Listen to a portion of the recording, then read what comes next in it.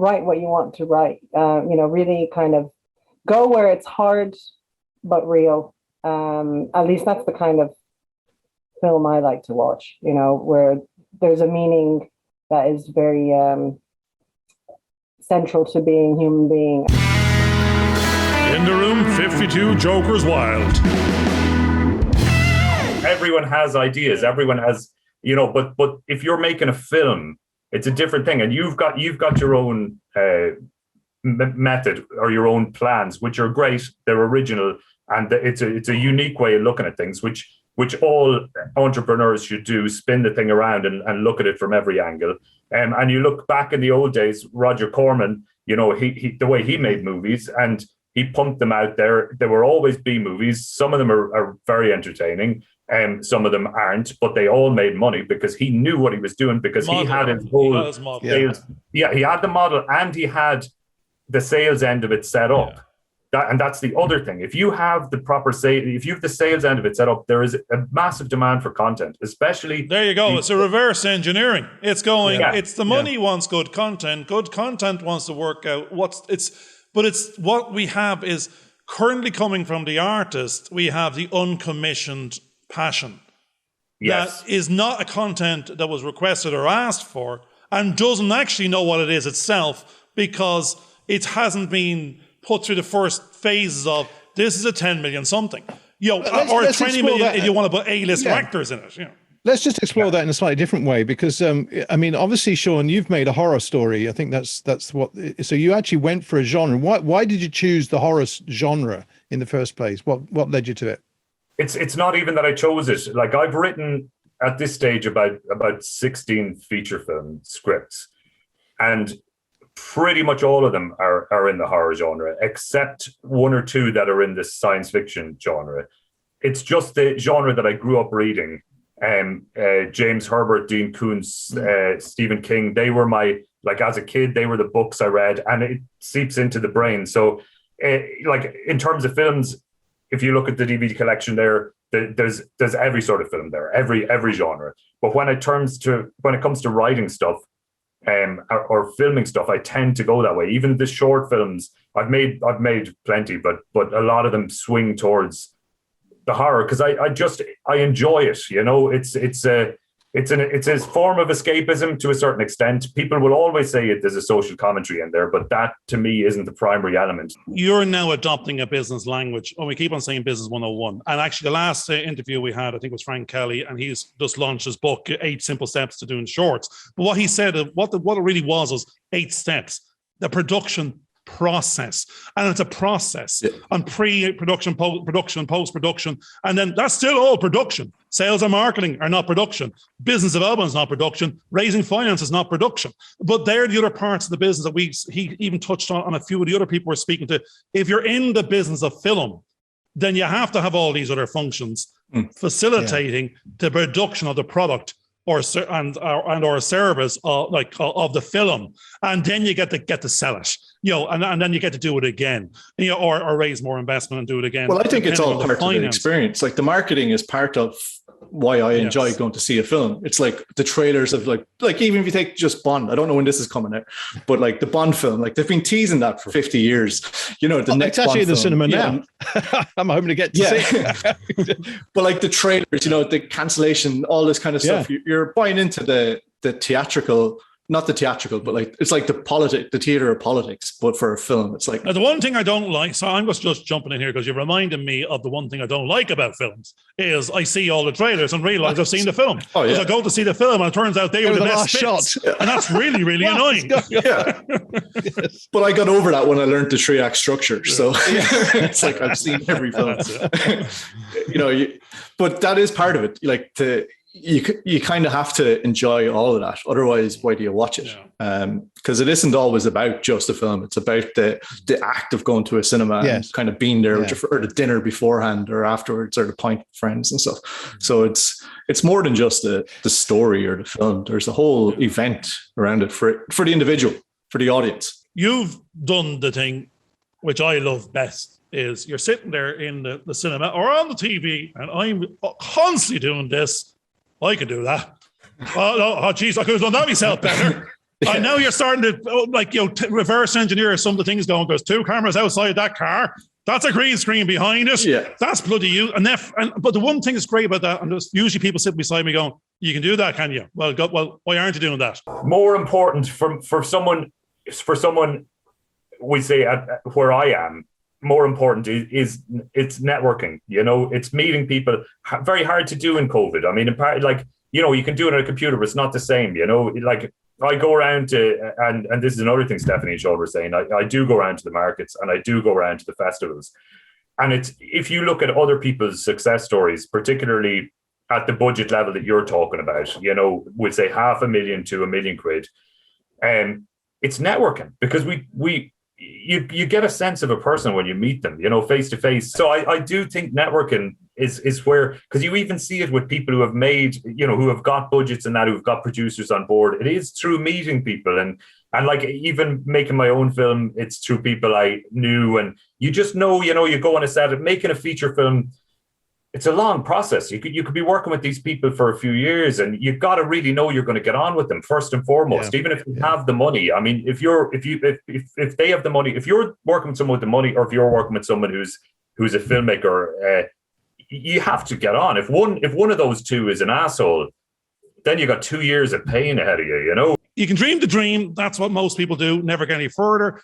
We've been talking the talk for quite a while now, myself and George, and he's giving out about it. He says we have to go walking the walk now and start making stuff, because we've talked about it. No, George has made loads in the past, but the new iteration is all about the future. It's time to walk the walks and do an awful lot. We want to keep on what we want to do that Tom Hanks, believe it or not. We want to walk from one side of the country and back again. We want to keep on walking the walk, because that means we're in the industry. So you've Poster Boys, you've done a bunch of stuff before that. George touched on it. What's in the slate coming down the road now that you've learned an awful lot more from Poster Boys as to what not to do, in what order, and how to do it better going forward? I'm always a little reluctant to talk about them until they're real, but we have 2 things that I'm pretty excited about. One is like an adventure thing for kids that we're putting. So James Bond 7 number, yeah.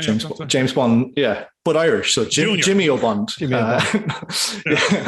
And then we have this other one this is a real festival one, and this is the kind of one that like you're putting in all the things in place and stuff. And that's a Spanish language film with an Italian director called Samuel McFadden. And that's, I love Sam. I love the idea. It's not all there, but there's such a great process in it that, I'm just excited to be part of that one. So, and the other one's mine, and I'm excited to be part of that for different reasons. But, you got to care. It's even better when you're not letting yourself, the one you're a part of, you're going, I fire myself first. You're going, it's now you should be, well, you've just said in the one sentence, work and passion. This is mine. That's work. I'm involved. I'm one of a team. I'm one of a bigger machine. I'm in the industry. It's a bigger something. I don't know how much that is. It's 10 million, 20 million, 5 but the other one, because we loved, the old accountant in me can't help itself is going, you're one on the side. Everyone we've talked in the last 15 interviews has the passion one in the handbag or the man bag. They're going, it's $500,000. It's 15 million. I think we're going to make this a common subject going forward. What's in your man bag? What's the budget? 5 million. Or your 5 million. 5 million. At the what moment, do you need? Well, it's a different, like the problem with the one I'm doing there to speak about is that it's so big that I feel I'm just waiting for it to fall apart. But the smallest version of it is a 5 million feature. And that's not that's not insurmountable. It's not. That's like that's the average low size indie film. Can we just clarify that you're talking now as a producer or as a director in this particular role? Both. You're both. You're going to direct it as well. So which part of you, which of the 2 roles that you're talking about at this particular point in time is the dominant role until you get into pre-production or wherever? Well, we're already in production on some parts of it, but the and I'm flipping back into the writer head on it because I'm getting these notes. But as the producer, I'm like, we'll fix it out later. we'll get there. It'll be grand. But then in editing, in post production, I'm an editor. The last thing I want to hear is that we'll solve it in editing. I can tell you. Well, that's the beautiful thing about kind of doing more stuff is that you work with more people, and you don't want them there because it's just to have a big army beside you. You want them there because you want their input. Like what I'm saying about like how the roles are there for a reason. Yeah. Creativity, it gets my mind going, and I'm thinking that's actually great because it's over the course of a day, but a year is passing behind the characters. And it tells a story of it's this guy's last day on Earth. He's suicidal. It's a long bloody day, though. It's 365 days long. Yeah, exactly. But he's carrying this thing with him. It's not dog years anyway. No. He's living a dog day, but that's what ends up happening. Is like, okay, how can I make this a creative challenge? How can I take my limitations and use them to my advantage? You know. But yeah, if I had the money, I would block off that time. You know, and I'd work. No, there's the weird thing. Now we're back to. Unfortunately, George hates this, and I keep on saying every show I'm not going to talk about it. But it's back to the same thing again. What is it you're doing? What is it the product is? Do you believe in it? You know, what's it worth? If it was sold, all you're doing. That's what our journey is. We're going. Are we creating a multi-million-pound product?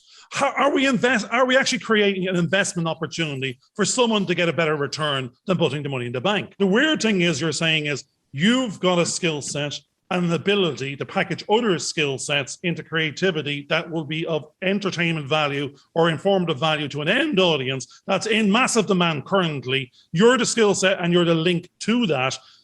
Most of our fears are that the people we're missing is this other person that is more comfortable with raising the money or doing the marketing or business development or sales. Mm-hmm. And that because those bits are not in our core crew, we're doing it the way we can do it, eking along based on, well, we're doing it and we're going to do it anyway. I'd like to jump in there on that one because, I've just been working on a project for the last 6 years, and I've actually pulled out the project from being a producer director to just hiring out the material that I shot back to the group because it was just taking too long to actually get anywhere. And the difficulty is I know that particular person has spent 20 years working on that project, but they haven't done anything else. They've just dedicated their whole life to that 20 years. And the problem is you kind of go, well, what are your skill sets? How are you keeping those going? Now, when I was working as an editor, you went from one program to the next program to the next, and you were constantly building up your skills so that people could recognize what those are.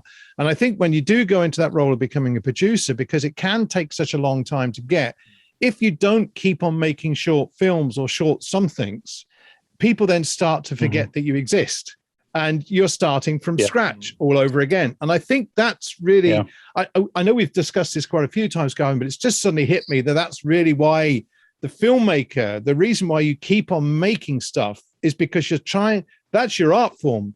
And I know that's your calling. Yeah. And the thing is, if you don't practice, you start to lose some of those skills. Yeah, so that it was really just set up as a way to sort of progress and sort of make the films that interested us. And I mean, I'd love to sort of work with other directors within the company as well, which we have a little bit, but I think that's probably.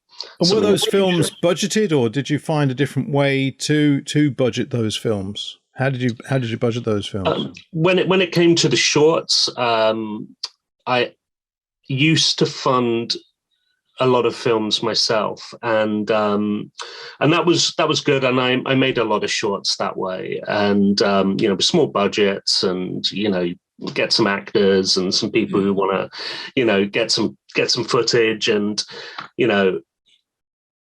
but yeah, you end up sort of cutting the legs off your story because you're trying to I would watch stuff back and it would be like, am I happy with it? Did I do everything I could to make it as good as possible? No, it's like the guerrilla filmmaking route, which I still sort of consider myself to be a guerrilla filmmaker, but back then I was super guerrilla. And I reached a point and I was like, I'm not going to do that again. And I decided I had a good opportunity to produce like a well-budgeted film that a friend was directing, and I was working with her husband, who's quite an established filmmaker. It was a real eye-opener for me. We had like named talent in it, and it was it was crowdfunded, and they hit the money within like less than a day because of who her husband was, and it just gave an opportunity to sort of do things a different way. That machine is not about the individual. That machine is about the end consumer, the investor, return on investment. That we're not in, we keep on moving between that machine and an error machine. We're saying we're not in that machine. We're in micro-production. And what micro-production is, you know, it's a different family of film. It's the family, it needs to be the family business of film. And once it is, everyone gets paid. They enjoy the day rate. They enjoy the working environment. They perform. They go home. But they want to do it again in a different story. I think they get the opportunity to be more creative when that process is set properly, because they're doing normal day work.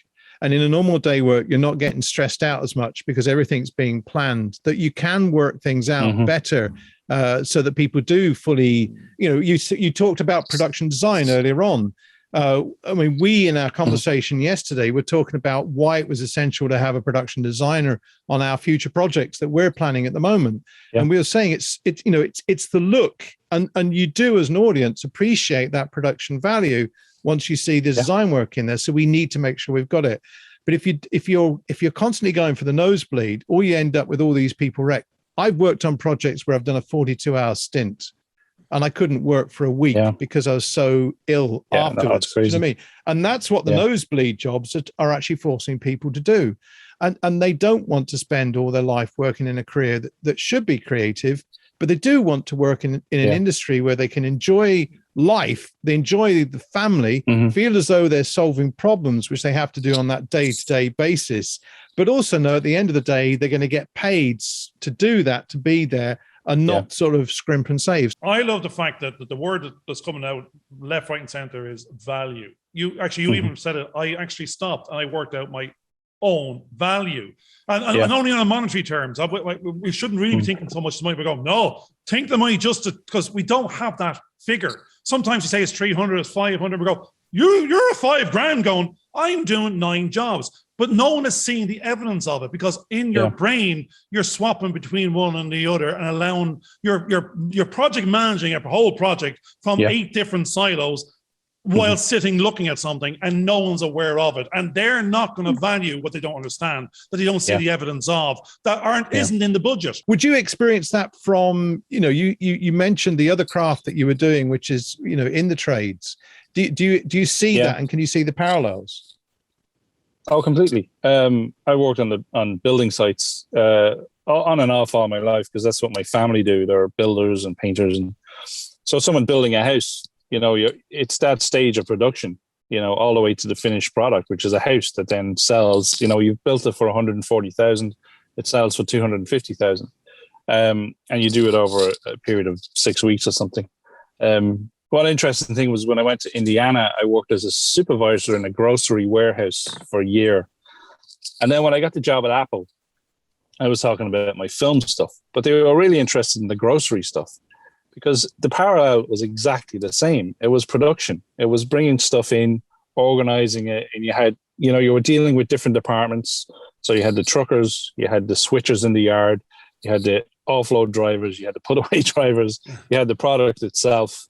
And then you had a time schedule, and you had a list of what was the priority to go out. So the production process is the same. That's really good, because basically there are parameters being set so that everybody knows and understands the processes that you're going through and what the consequences of those processes are. So I think that's really good. I know a lot of the filmmakers that we're talking to haven't even thought of that, and they think they're making deals, but they haven't actually got it in writing. So there's no parameters set, and then they get hit with something years later because they hadn't thought. But I think it's really important what you're saying here, that you have established the boundaries, what can be given and how much it is for. So you've set a kind of price, even though you've worked at it, you've worked out a deal. And I think that's really, really good that we're hearing that, because I think that's the kind of things that filmmakers that we're hopefully going to be working with need to understand, because, you know, without that, you can't move your film forward into distribution. All of this was talked about as well before we really went into production, before pre-production, really. I shared the script with sort of the core team. The same, you know, I used the same cinematographer, for instance, for years. I worked with other people, but he made the short with me. We've done a lot of other stuff, and we sort of know each other really well. That when I've written a script, I'll send it to him and say, "What do you think?"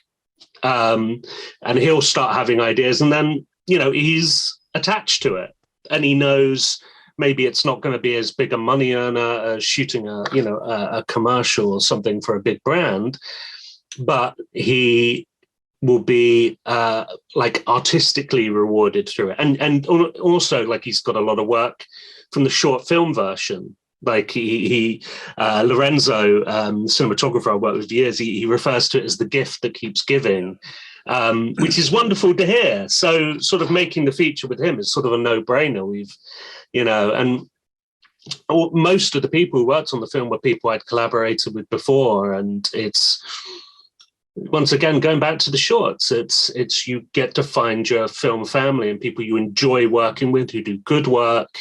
They're on the same wavelength as you. No, not saying that you don't occasionally have differences of opinion on how to approach certain things, but that's good. Like, you need people around you that you trust, but also aren't afraid to, you know, question. You don't want yes men and yes women. Yeah. It's a case of the difference. That's the difference. It's to find that halfway house that actually brings the extra value. Otherwise, we're all singing off the same hymn sheet. We're all singing the same hymn, but there's no outside. You're not going to break the mold. There's a group of fans actually in America. I can't remember what state it's in. I think it's outside of New York, I think, right? But I'm not 100% sure. And they built the original 60s Enterprise sets of Star Trek. And it's exactly the same as the 60s. And there's videos of them fundraising and with donations and so on, and gradually how they built on. But they have the actual 60s set of the Enterprise. And what they do is they make their own fan films in that set, but they also allow other people to come in and with their costumes and use the set to recreate Star Trek episodes with the original looking set. I guarantee on YouTube they're making money back to back, hand over fist on YouTube without ever leaving the Enterprise, you know, rooms. Yeah, so you're going, I said, it's where are we going today, you know, Jim? Anywhere you want, anywhere you want. It's because all here, that's the special effects. And we're actually, that's it. They're looking out the window or the portal and they're going, right, who's on the starboard bow? Oh, the Vulcans are. But I mean, you don't have to see them. You just have to go, that just sets the conversation off. And that's where we're going in our journey. We're doing most of it in our mind. We're doing an awful lot of dreaming the dream. We're doing a bit of talking the talk at the moment. Soon enough, we hope to walk the walk. You're walking the walk for the last while now. You've done a bunch of stuff that's getting great reviews. That, you know, as we were talking to a few of our other, you know, people on the shows, we're saying it's like the CV, that's the resume. That gives me permission that I win awards, I write good stories, but that was the permission to go do that passion one. The real one, the only one that matters, the only show in town. It's the commitments again. You're going, there's one more before you go. What is it? Okay, do I have to answer that question? George will answer it for you. Go on. We don't want to let you answer it. I really don't know. I mean, I think the way I see it is that I am a dreamer. I am a storyteller. And that's what I ultimately am. Not necessarily say a filmmaker or a producer or whatever, because I've used all different aspects of the media over 35 years or thereabouts to tell a story. So that's what I've been doing every so many years. I use different types of media, whether it's radio or film or print or whatever it is. So if I was to do the last, I mean, my thing is, right, as a writer, somebody who likes to create stuff, is that while I would love to write the ultimate, say, Star Wars or Star Trek or Doctor Who series, whatever, I would only do it if it has to be original and it was going to be screened. so that people enjoy it. So because one of my, which I didn't realize actually how much I enjoy when I go to film festivals and I see my thing on the screen, and I hate looking at my stuff up on the screen. But when I'm watching them and listening, is the people around going ooh or laugh, and I get a great buzz out of that. And it's like I can imagine like entertainers on stage, and I'm not an entertainer as such. I work in the media as well, but I don't like being the center of attention. I don't like being on stage with a spotlight. I'm not into that kind of thing. But I'll take that. You give it to me. You just wait for me. Off we go. You have your own spotlight. You carry your own spotlight. That's around. it. Yeah. I carry it everywhere I go, but I'm just standing in the corner with my own spotlight. I don't need anybody else. Yeah. But I think that's why entertainers I think get is this kind of energy they get from an audience. And I think that's what keeps them going on stage. They love that feedback from the audience. Well, I get it from sitting in an audience, and no one knows it's me that I made this thing that they're watching. And I get pure enjoyment out of that, to hear it. I can't tell from the 4 spotlights shining on your bald head, You're just there like... And we have one in the audience now. He's a special guest. He wrote, directed, produced, and starred in this. But he's the one with the black glasses in the corner wearing a hoodie. I have my own drum roll on my phone that I'm walking the room. The big announcement, here he is. Because as an editor, what I was doing was trying to get inside the mind of the director. And I think that's part of what the director should be doing, is getting inside the mind of the writer so that they can then envisage the writer's vision, if that makes sense, because there should be a possibility of having that kind of collaboration where you align yourself with someone that has similar sort of views. Yes, there may be little bits of compromises, but at least if you can work with them, they become a partner, a true partner, in the sense that they are aligning themselves to your vision within the text that you wrote. Because without that, they actually can't direct either. It is just an interpretation from the director's perspective. Ideally, yes. I mean, that's why I guess that's why it takes time to find the right match. But like for these 2 projects, especially my first feature, I really, really I would like to be a producer in that project because it's very close to me, and but I know that might be not, it might be unrealistic because of how things work, starting from financing, and who, depending who you attach, depending who gets interested in the script, and there has been interest, and I've almost gotten it over the hill, and it's had recognition, and it's doing well, but it needs more work, and again. And what type of work does it need, in the sense that what is it it's just about broke through, it just got over the mark? I do need to go back to the writing.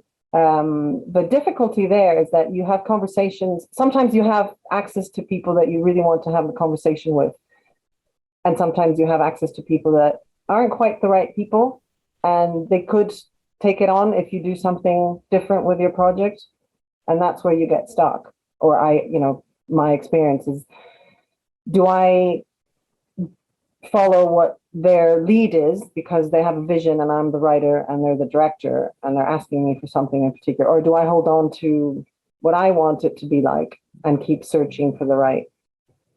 Now, back in business language 101, the 80-20 rule of minimum viable product, you're going, at what point do you have to let go and go? Yeah. You can't go to draft 7, then 8, then 9, and 9 years later it's still there because life moves on. It's someone's interested. There's a couple of things we can tweak. I can do the next one. I need to get it over the line. I need to get my name out there. So the power moves to me for the next one. You've got a script. You believe in the story. It's close to your heart. Your job now is to turn off the writer and turn on the marketeer and business development part of you and get it out there and let it grow. I kind of wonder if that, I know what Garvin's talking about because I know he's looked at the stuff that we've been doing ourselves, but I'm kind of getting a sense from what you're saying that maybe what's happening is the directors are taking the core story in a direction that isn't really where it was intended to be. Would that be right? Or what's the difficulty that you're finding? I think what happens is we're all human beings and we have our own experiences and journeys, and some elements will have will resonate with, for example, this director, but they'll have their own take on it, and therefore to make it really feel like their own, they need it to be slightly different or very different. And that, again, it's about chemistry meetings, chemistry conversations. Was that, no, I'm just going to jump back in again and go, was it possibly to change? No, we don't, because we're talking very ambiguous here. Was the changes that the person in question was trying to commercialize it more or take control of it? No, I don't think so, because it's not that type of script, and the end result, I think it's still there for me. One of the issues that I'm trying to tackle within myself is that because I write from what is true for me and my experiences, and they become very dear to me or very close to me. And so I think one of my tasks is to try and put more distance between what I write and myself. You have to become multi-schizophrenic. You're like the rest of us. There you go. You have to go. You have to be more creative in the sense that, sometimes you've got to let go of certain things. And sometimes that means, because of course I want, to be writing my speech for God knows what acceptance, but maybe that project isn't the time now, and I have to go on and move to something else that is maybe more commercial and where I can make my name.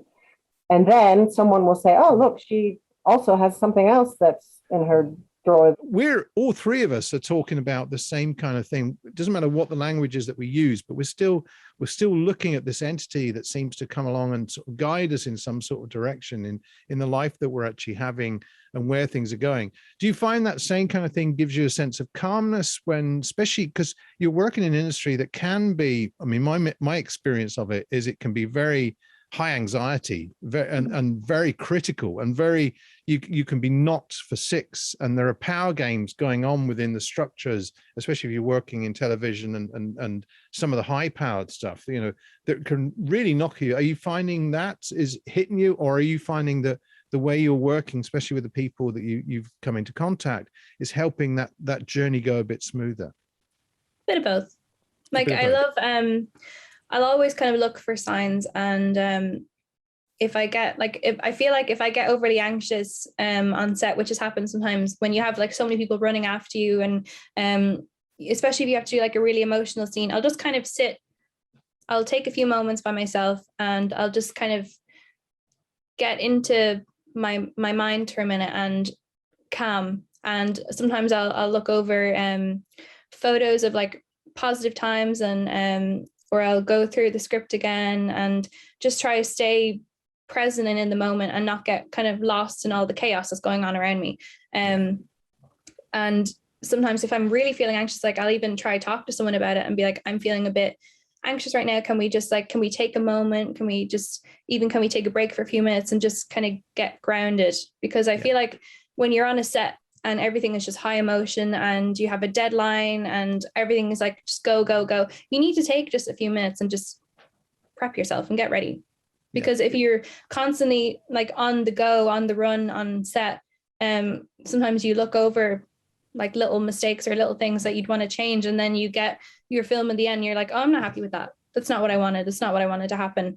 And you just need to like take a moment and be like, okay, how can we, just like when things go wrong on set, instead of going, oh, the film's ruined, we can't finish this anymore, my attitude is, okay, what can we do to fix this? When we have to try and compromise, that are we giving too much away? Are we releasing or letting off too much that we don't want to? And if so, do we need to park the project that we've been working with and work something out through another project and then come back to the other one at a later time? And I think those are really important issues that we all have to address as we go through in our life. Anything you'd like to give as words of wisdom that might help them? Gosh, it's going to sound cliche, but we love cliches. Oh yeah. Well, just write what you want to write. Really kind of go where it's hard but real. At least that's the kind of film I like to watch, where there's a meaning that is very central to being human being. And so I hopefully to write that. So, you know, whatever you're curious about and whatever you're passionate about, make that what you write about. Hope you enjoyed this video. Please subscribe and click on the bell for notifications.